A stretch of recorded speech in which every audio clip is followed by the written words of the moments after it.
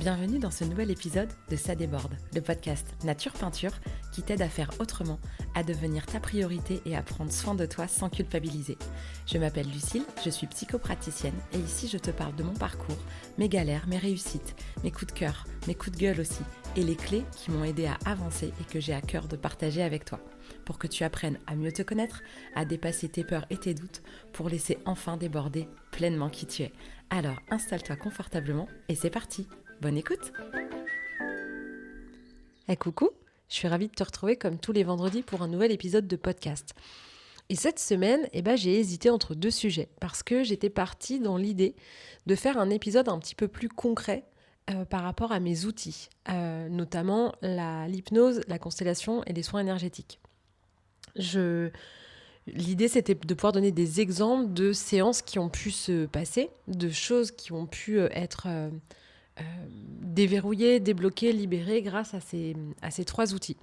Et entre mon cours de danse d'hier soir et ma petite story de ce matin, pour ceux qui suivent en direct live, j'ai eu une réflexion autour du sport, de ce que ça nous demande d'aller chercher. Et la thérapie. Et m'est venue l'idée d'un parallèle entre les deux. Alors du coup, j'ai soumis au vote du public de mon Instagram les deux sujets et le sondage a fait un 50-50. Donc j'ai tranché. Et j'ai tranché en choisissant de commencer par celui entre le sport, celui sur le parallèle entre le sport et la thérapie ou le développement personnel. Parce que c'est ce que je suis en train de traverser en ce moment. C'est la réflexion que j'ai eue à propos de mon parcours avec le sport, enfin avec la danse en particulier. Et donc comme c'est le plus frais dans ma tête, je me suis dit que j'allais garder celui sur mes outils pour dans 15 jours. Donc c'est parti pour ce parallèle entre le sport et la thérapie. Les deux grands points où pour moi il y a une très grande similitude dans la manière d'aborder les choses pour progresser, on va dire, dans les deux disciplines. Bref, vous avez compris.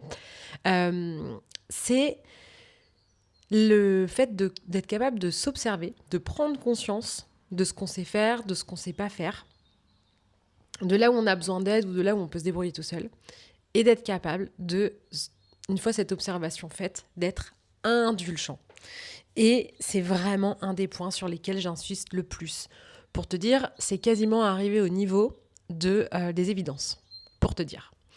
Si tu es fraîchement débarqué sur ce podcast et que tu sais pas, les évidences, c'est le mot que je chasse le plus. Pour moi, les évidences sont à chasser absolument. Et les évidences ne sont belles que quand elles sont dites, que quand il y a des mots.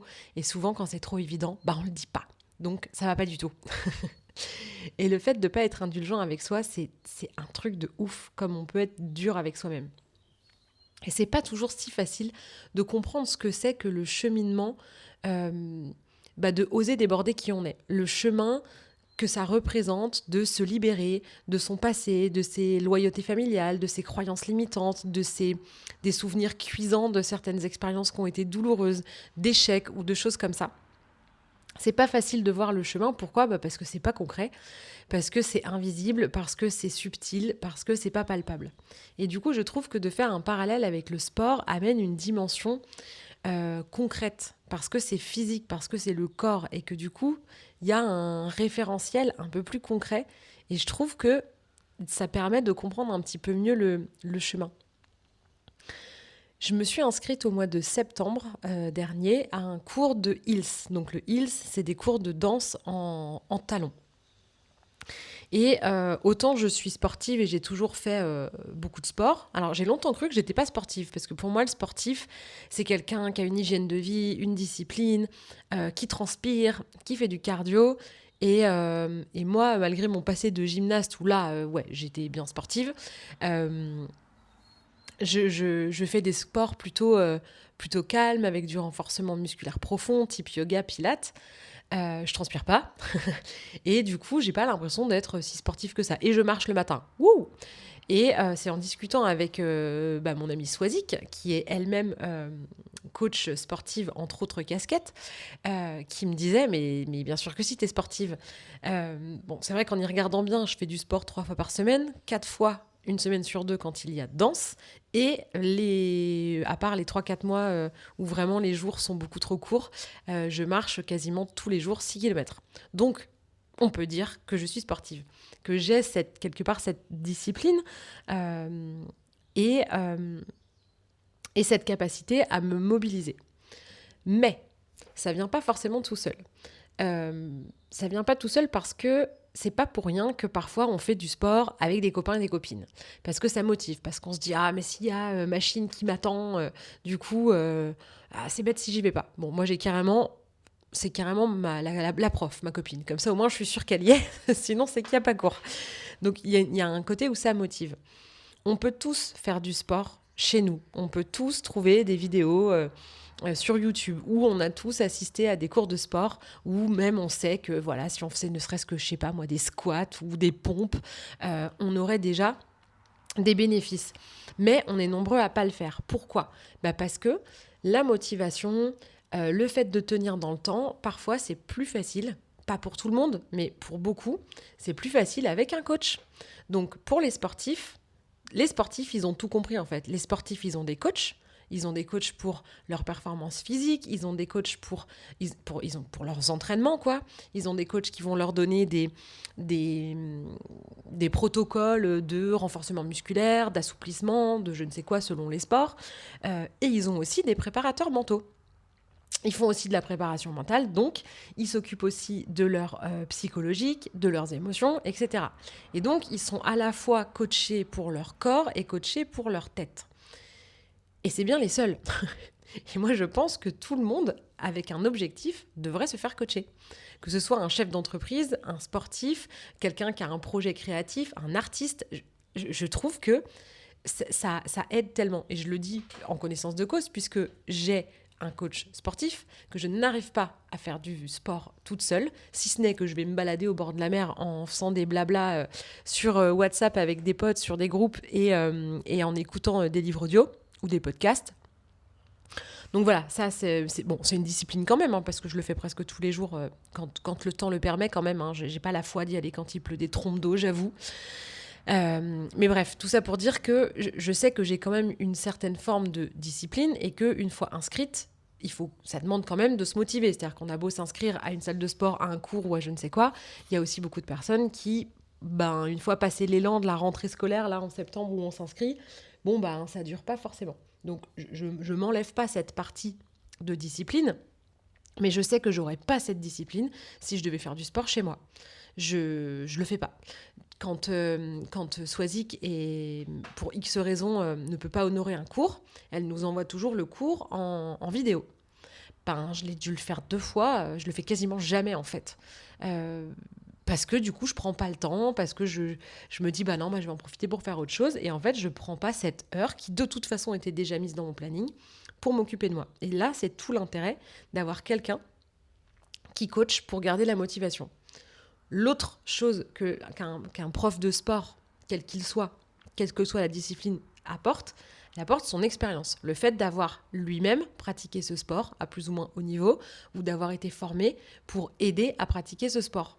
Connaît la physiologie du corps, les muscles, les tendons, le squelette, comment ça fonctionne, etc. Ils ont des connaissances sur le corps et avec une connaissance de tout un tas d'exercices, ils peuvent faire travailler plutôt le cardio, plutôt le renfo, etc., etc. Et donc ça, c'est des connaissances qu'on n'a pas forcément et que eux, ils ont. Donc en découvrant ces connaissances, on apprend des choses. Et là, on commence à prendre conscience de ce qu'on savait, de ce qu'on ne savait pas, de ce que ça implique de ne pas avoir su en fait certains de ces éléments, de ce qu'on peut mettre en place déjà rien qu'en ayant connaissance de certaines choses, que ce soit sur l'alimentation, le sommeil, le bouger au quotidien, bref, sur tout ce qui peut être de cet ordre-là. Donc moi, je trouve qu'il y a un vrai parallèle à faire entre le sportif et celui qui veut s'occuper de son développement personnel ou qui veut faire une thérapie plus ou moins profonde et plus ou moins sur le long terme. Donc dans l'idée, je trouve qu'il y a vraiment le même processus. Qu'est-ce que ça demande en fait de choisir un sport, de s'inscrire à un sport ? Moi en tout cas, pour parler de mon expérience et du parallèle que j'avais envie de faire, je sais pas pourquoi d'ailleurs, alors ça m'arrive souvent, hein, ça vive ma lune noire en poisson, qui m'amène beaucoup de flou. Euh, je sais pas pourquoi j'ai eu envie de faire cette danse en talons. Alors peut-être parce que je suis taureau ascendant scorpion, bon, j'aime bien faire des liens avec l'astro, hein, et que le taureau ramène au corps, son maître c'est Vénus, donc Vénus c'est la déesse des arts, de la féminité.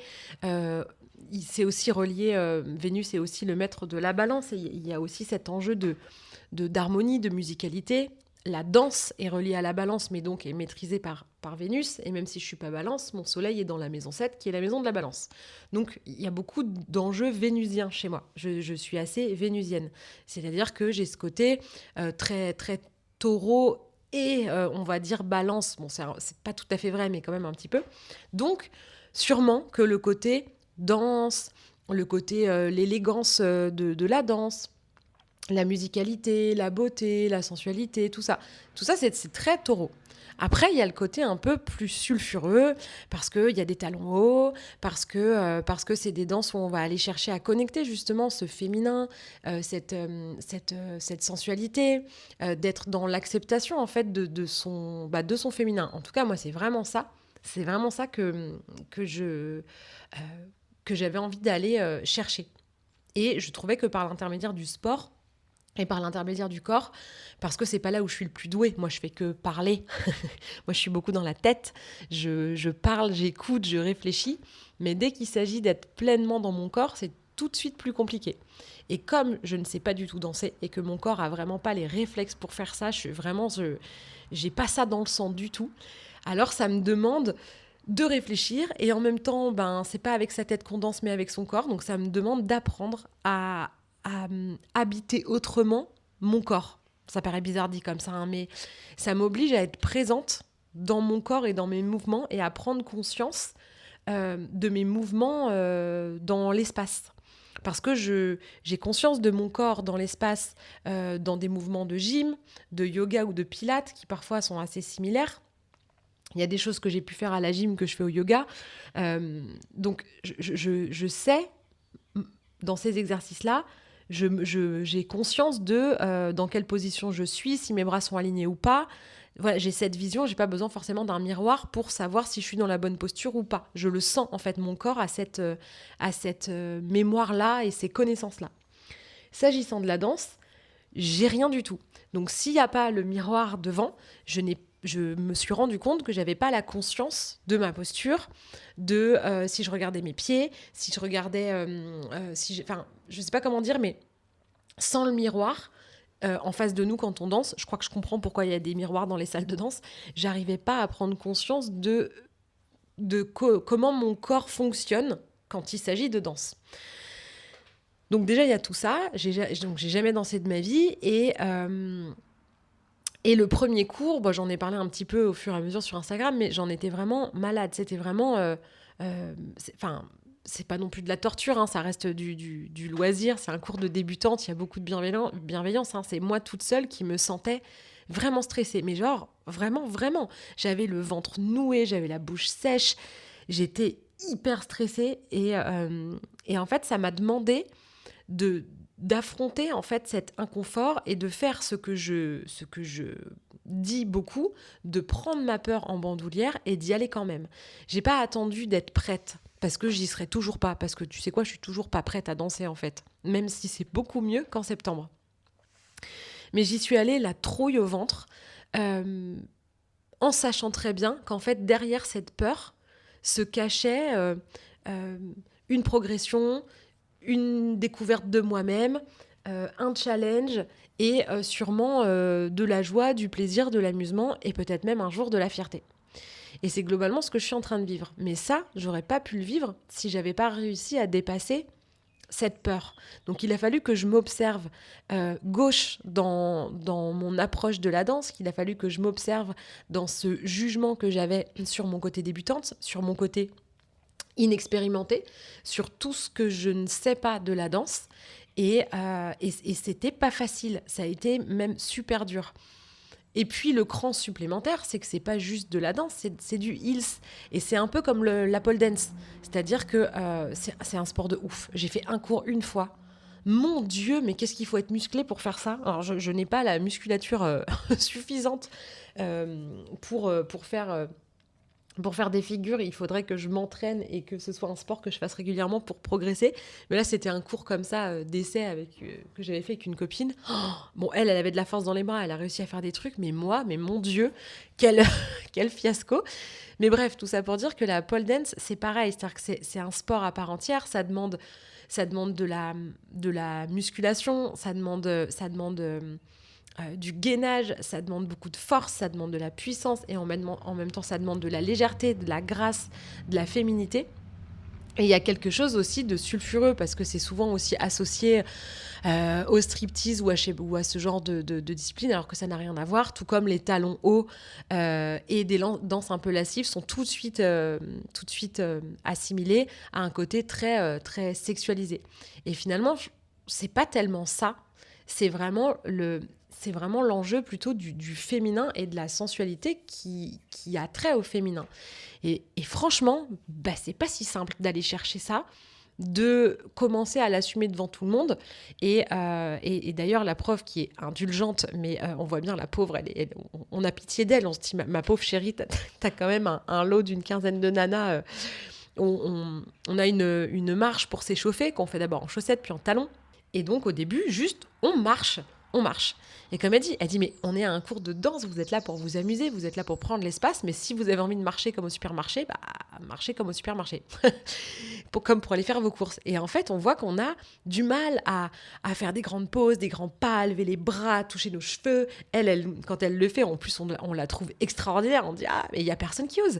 Parce que c'est super dur et on parle juste je sais pas, mettre un peu les mains à la taille, de lever une main en marchant. Enfin, pas des trucs de fou non plus. Et c'est là où on se rend compte, et je dis on parce que je vois bien qu'en fait, sur le groupe entier, il y en a pas une qui réussit, enfin, qui le fait en fait. Donc on partage ce truc, j'imagine. Alors je sais pas si c'est la même origine pour tout le monde derrière, mais c'est super difficile d'aller chercher cette. En fait, pour moi, ce que ça demande, c'est une super assurance, en fait, de pouvoir faire ça. Il y a un côté d'assumer à bloc, d'être hyper à l'aise.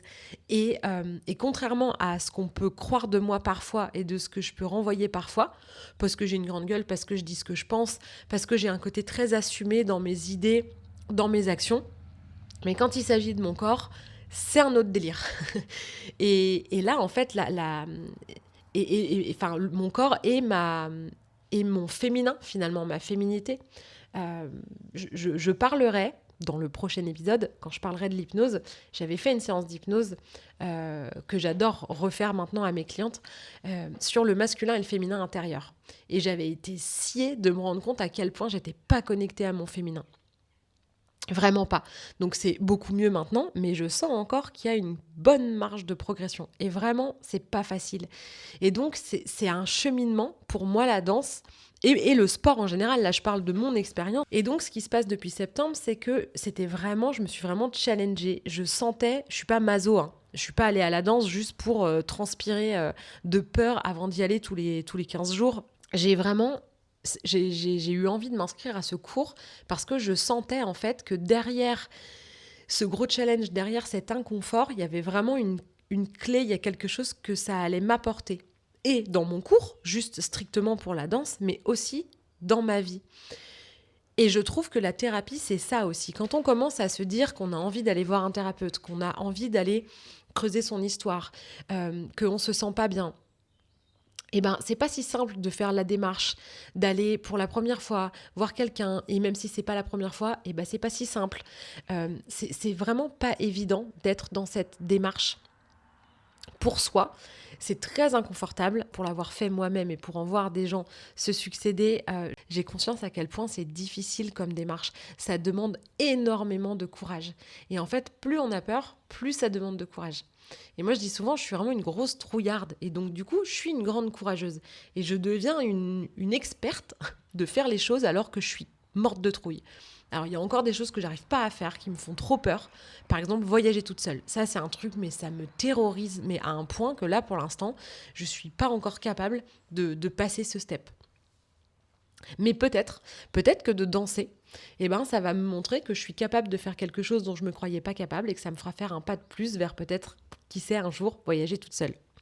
Bref, c'était une aparté, mais tout ça pour dire que les choses qu'on fait sont toujours liées les unes aux autres et que finalement, en acceptant d'être débutant, en acceptant d'aller vers une situation, une opportunité de vivre une expérience qui nous fait peur, qui nous fait vraiment trembler, mais qui nous fait envie quand même. Quand il y a vraiment les deux, l'envie et la peur, c'est que vraiment derrière cette peur-là se cache quelque chose qui va nous faire vibrer. Et là, c'est plus le même tremblement du tout, ça n'a plus rien à voir. C'est de la vibration, c'est de la joie, c'est de l'amusement, c'est de la fierté. Et du coup, ce cours de danse, ce qui s'est passé hier, c'est que pour la première fois depuis septembre, je suis arrivée moins stressée quand même, mais moins stressée. Alors stressée quand même parce que je savais qu'elle allait nous filmer. Elle nous avait prévenu il y a 15 jours, donc ça m'avait mis une petite tension. Mais j'ai cru qu'on allait être filmé en groupe, sauf que c'est ce qui s'est passé, mais on a aussi été filmé en tout petit groupe. On était deux. On était deux avec Swazik, du coup, qui pour ce cours-là passe du côté élève. Et on a pu danser toutes les deux. Et c'était un chouette moment parce qu'on a partagé ça. Mais c'était dur parce que de un, on était filmés. De deux, on avait une bonne dizaine de nanas sur le côté en train de nous regarder. Je peux t'assurer que ça n'a rien de confortable. Mais alors, rien du tout. Et au final, c'était pas parfait. Ce serait perfectible. Je vois en regardant la vidéo à quel point, à un moment donné, on fait 3 pas. Genre, on marche, on fait 3 pas. Et je vois dans ces 3 pas tout mon manque d'assurance, tout mon manque de confiance et d'assurance dans le corps. Je vois que mes pas, en fait, ils sont timides, ils sont pas très habités. Et ça m'a frappée, en fait, dans ces 3 pas, de voir, en fait, à quel point j'ai pas... Je manque de cette assurance physique, on va dire. À d'autres moments de la chorégraphie, ça se sent moins. Mais alors, à ce moment-là, moi, ça me saute aux yeux. Ou peut-être que vu de l'extérieur, ça se voit pas. Mais moi, entre le fait de le voir à l'image et de l'avoir senti à l'intérieur, ça m'aide à me rendre compte de ça. Et quand je dis que l'idée, c'est de savoir s'observer, là, en fait, quand on est sur quelque chose de concret avec une caméra, là, j'ai pu m'observer visuellement, c'est-à-dire pour de vrai. Je peux regarder la vidéo et je peux me regarder danser. Et donc, je peux avoir ce regard et me rendre compte, en me voyant marcher, à quel point je manque d'assurance dans ma manière d'être dans mon corps et d'habiter mon corps de femme, parce que je suis une femme, quoi. Et donc, tout ce féminin. Pas simple du tout. Et en fait, l'idée, c'est de ne pas basculer dans le jugement, la critique, la déception, et de développer cette fameuse indulgence. Et de réussir à me regarder en me disant, bon, ok, là, j'ai pas l'air sûre de moi, je suis pas du tout allée à fond dans le mouvement, on voit qu'il y a beaucoup de retenue. Et en fait, j'arrive à me voir avec indulgence en me disant, oh, mon petit chat, ma bichette, ouh là là, c'est vrai que t'es pas trop bien dans ton corps, n'empêche que tu l'as fait, n'empêche que c'est vachement mieux qu'en septembre. Et que même s'il y a encore une marge de progression, t'as déjà vachement progressé. Et je suis fière de moi parce que j'étais pas si terrorisée que ça au moment d'être filmée juste à deux et de faire la chorégraphie. Et en fait, ça m'a montré qu'il y a un monde entre ce que je vis à l'intérieur, ce que les autres voient à l'extérieur.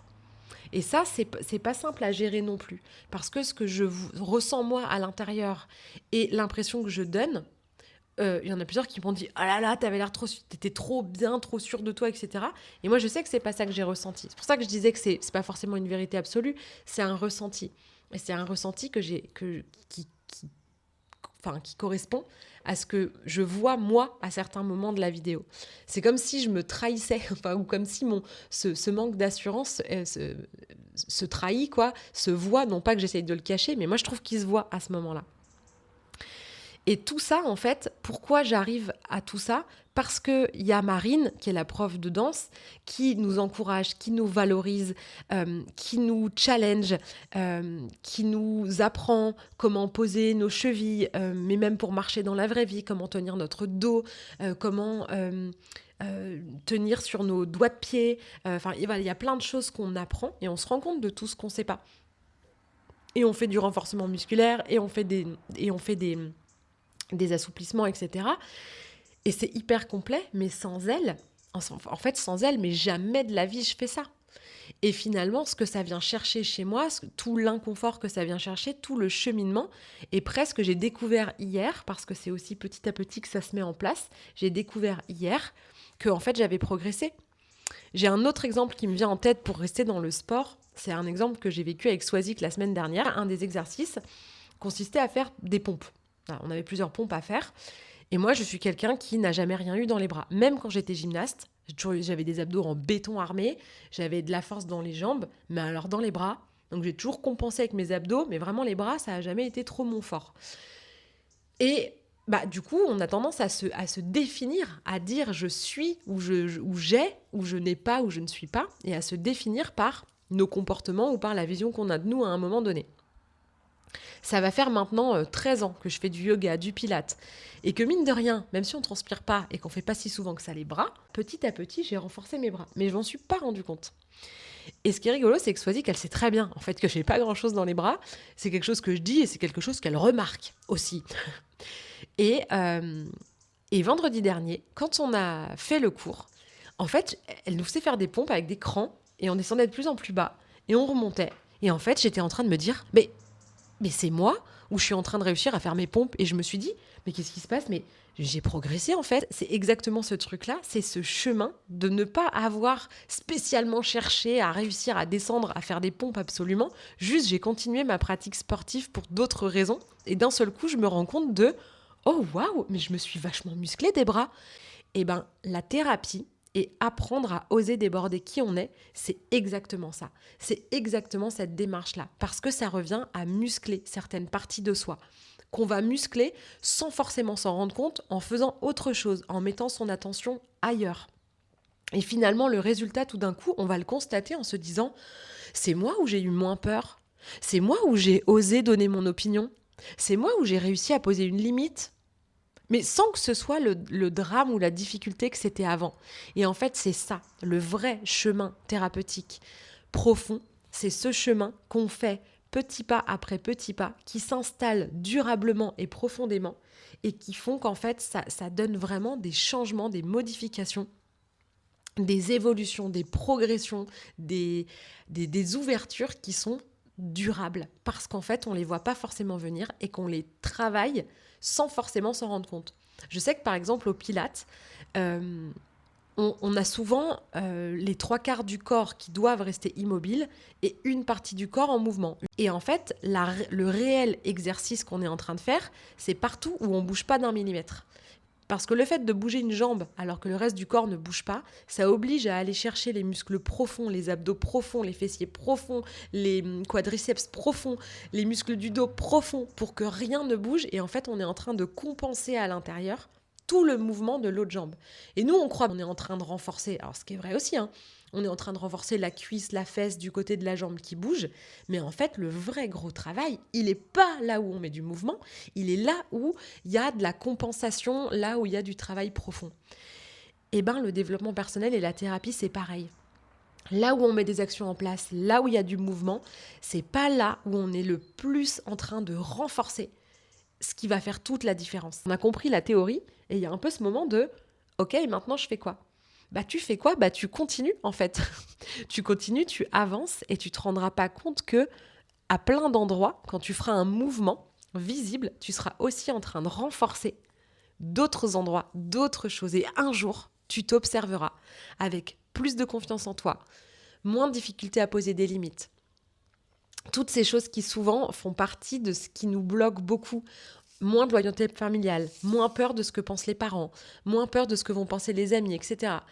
Et on va se surprendre parce qu'on aura cheminé sans s'en rendre compte, en musclant finalement profondément sa confiance en soi, son accueil de soi-même, le fait de déborder qui on est, par un biais un peu détourné. Et tout ça, pour le sport comme pour la thérapie, ça se fait beaucoup mieux quand on est accompagné. Parce qu'il y a quelqu'un à l'extérieur qui peut nous regarder faire, qui peut du coup observer, nous apprendre à observer nous apprendre à rectifier, et petit à petit, on devient autonome. Et c'est ça tout l'enjeu de la thérapie ou d'une discipline sportive. Et pour apprendre, mais rien de mieux que d'avoir un prof, un guide, un mentor, un coach, un thérapeute, parce qu'ils ont fait le chemin avant nous, que du coup, ça fait gagner du temps.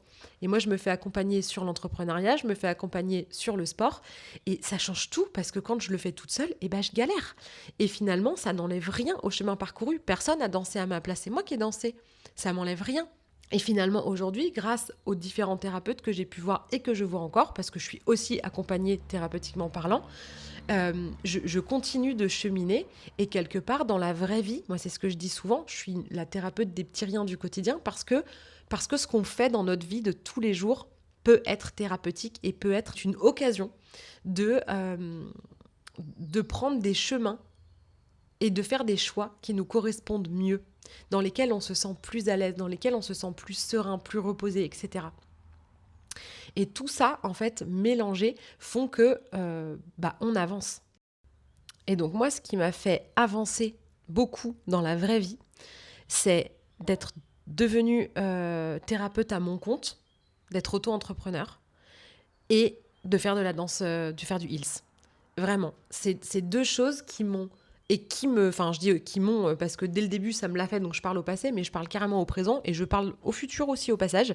Ce sont vraiment deux espaces dans ma vie qui me font énormément évoluer, qui me font grandir, qui me font me renforcer, qui me font prendre confiance. Parce que ça me demande de me challenger, ça me demande de me dépasser, ça me demande de passer par-dessus mes peurs, ça me demande de foutre en l'air les croyances limitantes que j'ai, de pas être une danseuse, de pas savoir faire, de pas être coordonnée, de pas savoir retenir les mouvements. Parce que finalement, à chaque cours, c'est un peu moins vrai. Je mémorise de mieux en mieux les chorégraphies. Je suis de plus en plus à l'aise avec les mouvements. J'ai de plus en plus conscience de mon corps et de mes mouvements quand je danse. Et pareil pour l'entrepreneuriat. Je suis de plus en plus confiante dans ma manière de travailler, dans les outils que j'utilise, parce qu'il y a l'expérience qui vient, parce qu'il y a les retours des gens que j'accompagne qui sont de plus en plus extraordinaires. Et donc je chemine, mais ça m'a demandé d'oser me lancer à mon compte, de ne pas avoir de filet de sécurité, de me demander chaque mois si je vais avoir suffisamment de rendez-vous pour vivre, etc. Et donc ça m'aide dans des grandes angoisses, mais aussi ça donne confiance, ça fait grandir. Donc dans ma vraie vie, tout ça m'a vraiment boosté, porté au-delà du socle en fait de la thérapie. Et le sport, c'est exactement pareil.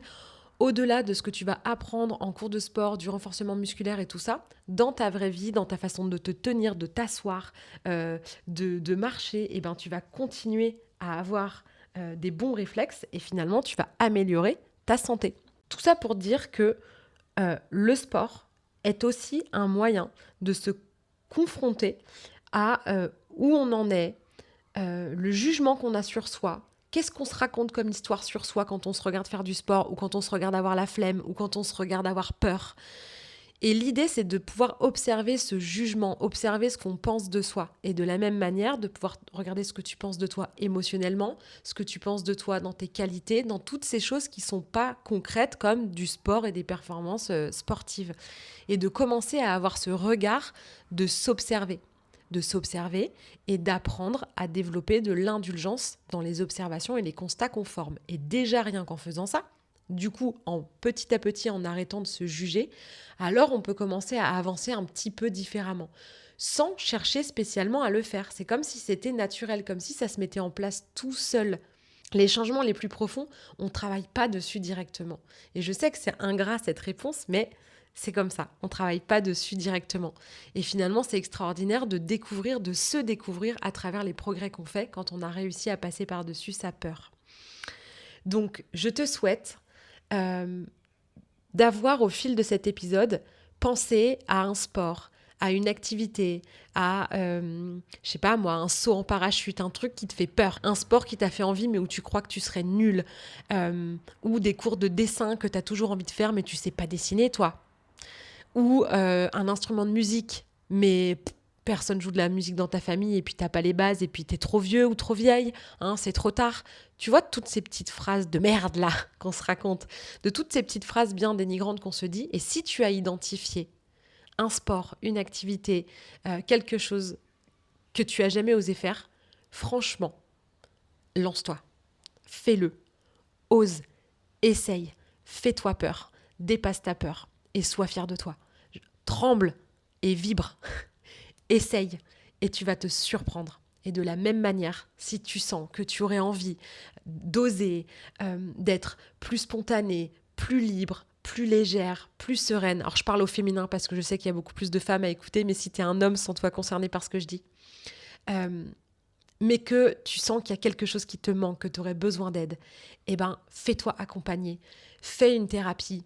Trouve quelqu'un qui pratique un outil qui te parle ou quelqu'un qui a plusieurs outils. Viens oser déborder qui tu es avec moi si ça te parle. Viens faire ton thème pour mieux te connaître sous un autre angle. Viens cheminer 3 mois, viens cheminer 6 mois et vois ce que ça donne. Mais essaye aussi peut-être avec le corps, et peut-être que l'un n'empêche pas l'autre, mais si tu as pensé à quelque chose, essaye, en fait, confronte-toi à cette peur-là, et rends-toi compte que si tu demandes conseil à quelqu'un que tu connais qui fait ce sport, ou si tu te renseignes auprès d'un prof, que tu exposes, que tu oses exposer le fait que tu as peur, que tu as des appréhensions, et là tu vas faire à la fois de la thérapie et du sport, que tu arrives à dire que tu es... que tu as de l'appréhension, que tu as peur de te sentir nul, bah déjà, tu es en train d'avoir le courage de commencer à déborder qui tu es, parce que tu accueilles là où tu en es, parce que tu assumes d'en être là où tu en es. Sans te juger, sans forcément le déplorer, mais de juste te dire, ben, je me trouve nul, j'ai super peur. Déjà, ça, c'est un acte de courage énorme. Donc, si tu as pensé à quelque chose, fais-toi le cadeau par un sport, par une démarche, par le fait de poser un constat que tu fais auprès de quelqu'un d'autre pour te confronter à ce petit moment-là de peur et finalement de le vivre, de le traverser et de venir me raconter comment tu t'es senti après. J'espère que cet épisode t'aura plu. Je t'épargne les cartes du jour. Je les mettrai en photo sur Instagram, mais là, l'épisode est déjà tellement long. Je vais arrêter là.